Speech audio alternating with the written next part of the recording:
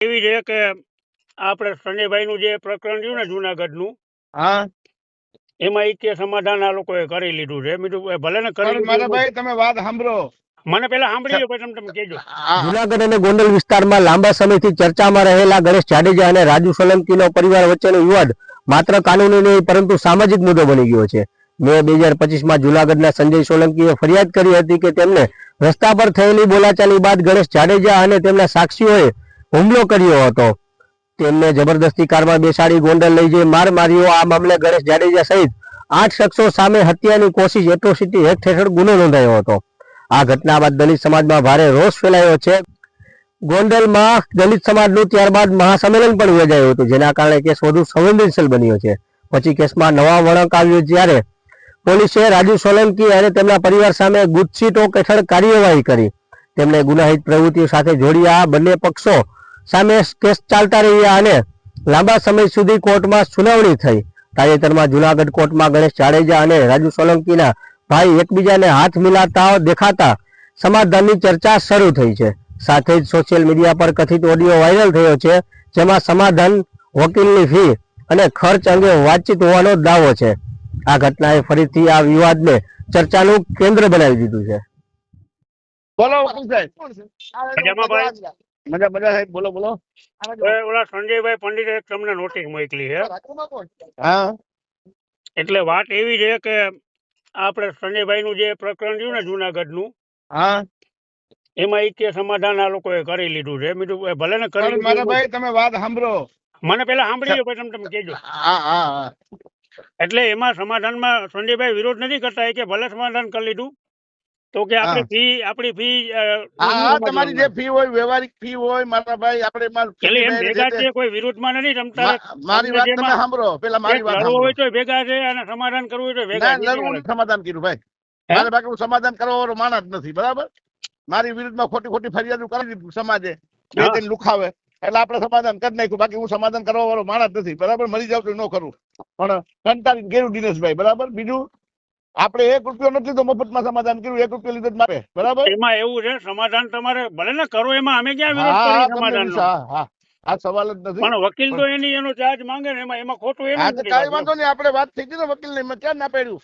આપણે વકીલ ને પૈસા આપ્યા જ છે આપણે, એને કોઈ સવાલ નથી. નહીં આવતા 3-3 રૂપિયા નાખાય છે. જી જી. અને જે ફી ની વાત હતી, મારી ઘરવાળી જે તે સમયે 1.5 લાખ ની વાત કરી હતી, બરાબર, કે 1.5 લાખ રૂપિયા તમને લડવાના. તમારે જે નક્કી થયું છે એ મુજબ આમાં બેજો ને, એમાં ક્યાં કોઈ તમારો વાંધો બીજો સવાલ નથી. આપણે એવું નથી કે પૈસા નથી દેવાના, બરાબર. પૈસા 20 લાખ રૂપિયા મોકલી, ખોટી છે વાત એની. ખોટી એની વાત ઉભી નો રહી, ખોટી આપડી એનો ઉભી રહી ને. સાચી જ વાત છે, ખોટી વાત નથી. હું જે તમને વાત કરું ને ભાઈ, એ સત્ય વાત કરું છું તમને. એને મને 2.5 લાખ રૂપિયા મારી ઘરવાળી કીધા હતા. એટલે મારી ઘરવાળીએ 1.5 લાખ રૂપિયા કીધો, અને જઈ રહી તમે તારીખમાં આવો તો 3000 રૂપિયા આપવાના આપણે, બરાબર. અને આપણે નહીં ખાઈ છે. પણ આ નો સમાજ ને તમને દુઃખો સમાજ ને ભેગો કરીને કેવું આ તમે આવો શું નિર્ણય કર્યો? કઈ સમજાય લઈ લેવાનું કંટાળી ખોટી. એ એફઆઈઆર થઈ એની સામે સાંભળો, તમે દુશ્મની જ સામે એવી વ્યક્તિ કરી તમારે લડવાનું થાય. લડવાનું શું ને કે લડવા કરતા ઘર પકડી. મારી વાત તમે સાંભળો. ભલે તો હું આવું છું, જે કર્યું એમાં અમને કોઈ વાંધો નથી. હા, અને મેં 1 રૂપિયો નથી લીધો, 1 નવો પૈસો લીધો જયરાજસિંહ જાડેજા પાસેથી, બરાબર. એનો વિડીયો હું મુકાવી. જયરાજસિંહ નો વિડીયો હું કાલે આવ્યા હતા તમે અહીંયા જમવા, એ વાત મળી. ક્યાં જમવા આવ્યું? ગોંડલ આવ્યા હતા તમે રાવણભાઈ, એ વાતે મળી એમ તો. ના ભાઈ, ના રાવણભાઈ નથી આવ્યો. ખોટી વાત આજ આવીએ છે, કામ છે એટલે મેં કીધું ભલે નહીં તો અહીંયા કોણ આડું, જેને સમાધાન જ કરું કોણ આડું ફરવાનું કરી નાખે. ના ભાઈ, સમાધાન તમને ફાયદો કઈ નહીં થાય. ફાયદો આ લોકોને થાય. ના જાય ભાઈ, જેને ફાયદો થાય ને. અમારે શું કામ ભાઈ, મારી બાયડી છોકરા જેલમાં ઘરી ગયા, મારા ભાઈ, અમે ધોવાઈ ગયા બધી રીતે. પાછા આપણા સમાજના ઉભા કરી મને ખોટી ફરિયાદો કરાવીને. તમે આવો એટલે કેજો સંજયભાઈ ને બોલાવી લો, બેઠક કરી લઈએ આપણે. હાલો, હું આવું છું, તમને ફોન કરું. ભલે ભાઈ, ગોંડલ આવું છું. એટલે આપણે જે કઈક વ્યવહારિક પૈસા છે ને ભાઈ, ખોટું કઈ ન હોય. નહીં, ફાઇનલ એમાં ખોટું આપણે કરવું જ નથી, બરાબર. મેં 1 રૂપિયો લીધો નથી પાસેથી. 1 નવો પૈસો કોણ જોવા બેઠું? તમે લીધા કે ન લીધા? ખોટો માણસ નથી, હું જાહેરમાં બોલી દઉં લીધા હોય તો ભાઈ. પણ એ તો બરોબર છે, પણ હવે તમે લીધા હોય તો કોઈ શું કરી લે, નો લીધા હોય તો શું કરી લે?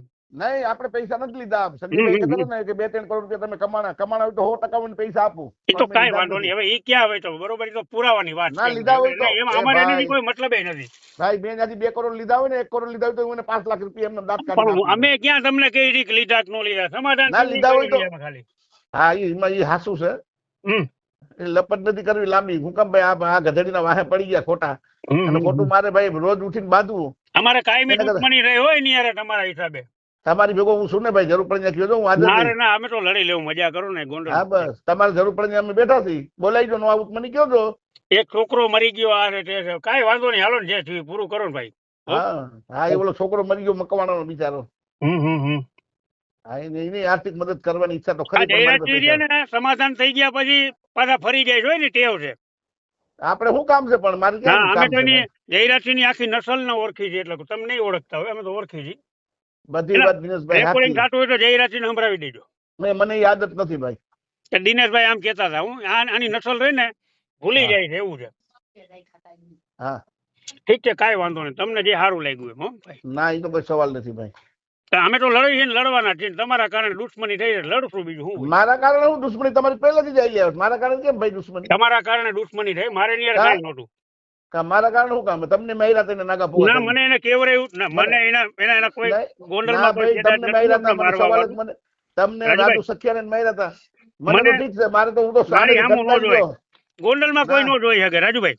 અરે ભાઈ આખી દુનિયા કહે છે કે દિનેશભાઈ ને માર્યા હતા. એટલે પુરાવો લઈને આવો, તમારે કાયમી આખી તમારી દુનિયા ત્યાં સેવા આખી ચાકરી કરી. દુનિયા વાતો કરે કે દિનેશ પાટણ ને માર્યો. ખોટી વાતું કરો માં કઈ. હું નથી કરતો ભાઈ. હવે મને કાલે આપણે ભાઈ મળીએ. હો હા આજે જ હું આવું છું, તમને ફોન કરું એટલે મળીએ ત્યાં તમારા હા, ભલે ગામમાં જ ભાઈ. આવું છું. ભલે ભાઈ. હા. હા